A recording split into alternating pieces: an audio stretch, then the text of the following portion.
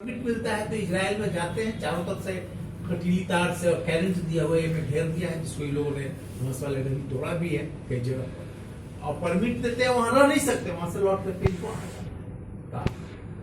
तो आप समझिए कि इजराइल ने पूरे पे कब्जा कर लिया। जो इनका अपना देश था वहां पर वो कोई अधिकार भी नहीं है। जैसे नागरिक के रूप में आपको अधिकार झूठों मूठों के लिए यहाँ है ना भारत में, उनको वो भी अधिकार नहीं, न वो वोट दे सकते हैं, वो अपने यहाँ का चुनाव करते हैं, लेकिन वो पूरा प्रशासन में उनका नहीं है।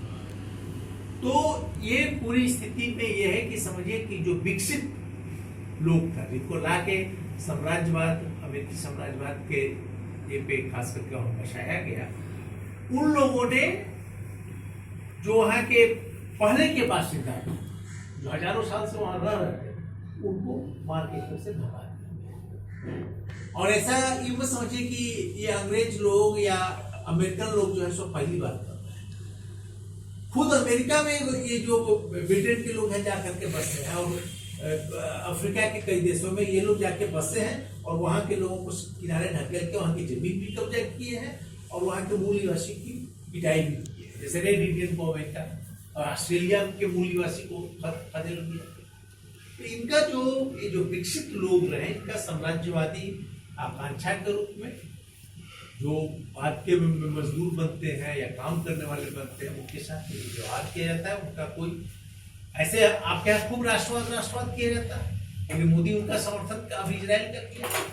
लेकिन ऐतिहासिक तौर पे जब 48 के बाद से ही पूरा देश में अमेरिका के और उसे पिछलकू लोगों को छोड़ दिया जाए, तो भारत लगातार फिलिस्तीन के राष्ट्र के निर्माण और उसको अधिकार देने के लिए वकालत करता रहा। और ये जब तक नई आर्थिक नीति नहीं आया मनमोहन सिंह और ये वाला में नरसिम्हा राव वाला, तब तक इजराइल को भारत ने मान्यता नहीं दिया। जब पूरे दुनिया में पूंजीपति का पैसा सरकारों पर हावी होने लगा, तो उसी के प्रभाव में ये भी राजनीतिक संबंध भी स्थापित किया, और पीवी नरसिम्हा राव के नेतृत्व में उसको मान्यता भी दिया गया। और बाद में वाजपेयी और मोदी तो एकदम दलवाही करने के लिए मैदान रखता है। इस बार भी देखें कि फॉरेन पॉलिसी तय करने वाला बैलेंस बात का है कि हम फिलिस्तीन की बात करते हैं, लेकिन तो उड़ पड़ा कि एकदम हम इजराइल के साथ है, मतलब इजराइल जो बम पटक रहा है उसके भी साथ।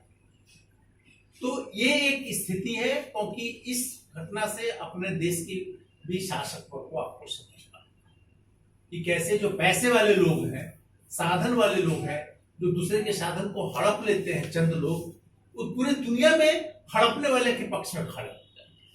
और इसलिए बहुत साफ है कि पूरी दुनिया में किसी कोने में कोई आंदोलन चल रहा है, कोई लड़ाई चल रही है, हमारे यहाँ कई साथियों को लगा कि हमास ने हमला किया है तो इजराइल के पक्ष में बोलना चाहिए। हम सबसे पहले अपना वर्ग दृष्टिकोण साफ रखते हैं। कौन हमला किया है ये महत्वपूर्ण हमारे लिए नहीं है, कौन जो है उत्पीड़ित है, किसको पहले से उत्पीड़न किया गया है, पहला थप्पड़ कौन मारा है, लगातार कौन मारा है, ये मायने है। अगर कोई प्रतिरोध में अपना थप्पड़ मारता है या अटैक करता है, तो उसको लेके हम नहीं हुए, वहां से कहानी नहीं शुरू होती। कहानी शुरू होगी वहां से जहां से इसका जड़ है कि इन सबों को लगातार उत्पीड़ित किया गया है। फिलिस्तीन के इलाके में, चाहे वो वेस्ट बैंक हो या गाजा पट्टी हो, अक्सर छोटे छोटे बच्चे इजराइल के फौज से लड़ते रहते हैं, ठेला से मारेंगे, गाली देंगे, और अक्सर फौज उनका शूट भी कर देता है। तो माने 2-4 लोग रोज मरते रहते हैं। आई कोई आज बम्बार्डिंग नहीं हो रहा है उनके ऊपर।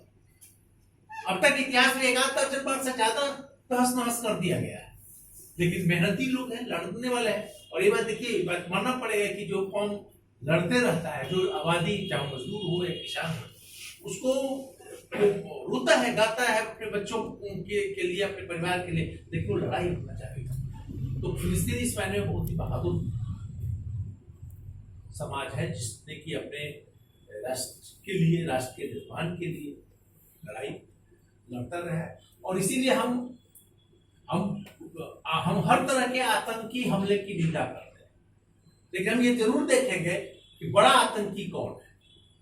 यहाँ पर मीडिया हमारा लगातार प्रचार चला रहा है कि इसने बच्चों को मार दिया, उसमें झूठा भी है, माफी भी मांगा है CNN का जो है सो एक पत्रकार कि हमारे बच्चों को गला काटने वाला हम गलत प्रचार चला है। और लगातार पहले तो एकदम इजराइल की तरफ से पूरा ये कर रहा है, लेकिन जब लेबनान इस पर जब हमला हुआ पट्टी पर, गाजा पट्टी पर, और बहुत तेज तबाही हुई, तो बहुत सारे लोगों को अपना स्टैंड बदलना पड़ा।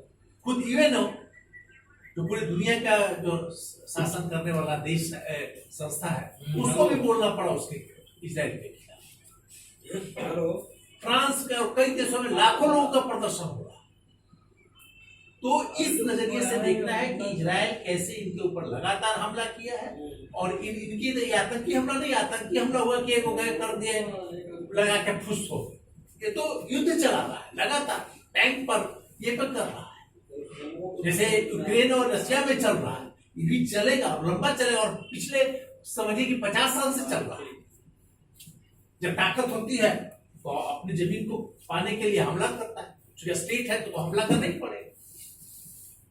और उधर से आम जनता पर ज्यादा हमला तो वही करेगा जिसके पास ज्यादा फौज होगा।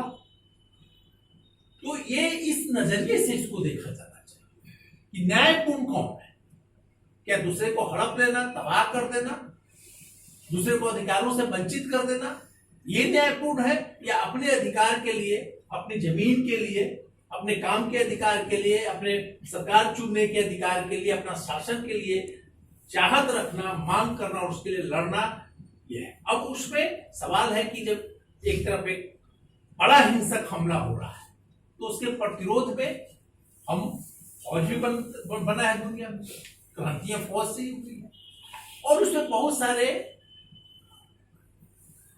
तौर तरीके अपनाए जाते हैं। रणनीति के हिसाब से हम कहेंगे कि नहीं, ये आतंकी हमला से आप कमजोर होंगे, आपको जन आंदोलन और पूरे दुनिया में ऐसा माहौल बनाना चाहिए जिससे कि आप के पक्ष में लोग खड़ा। तो संक्षेप में फिलिस्तीन की जो लड़ाई अभी चल रही है उसके मामले पे यही स्थिति है, और इसी एंगल से रोज रोज की घटनाएं बहुत सारे हैं, अलग अलग समय में लड़ाइयां हुई है, हार हुई है, जीत हुई है, तो उस पर हम अभी नहीं जा रहे हैं। बल दृष्टिकोण से हम लोग को ये साफ साफ अपना दिमाग रखना चाहिए कि हम किसके पक्ष में खड़ा होंगे, क्यों खड़ा होंगे, और इजराइल और अमेरिका कैसे पूरी दुनिया में हर जगह राजनीति करता है और हर जगह लोगों को परेशान करता है।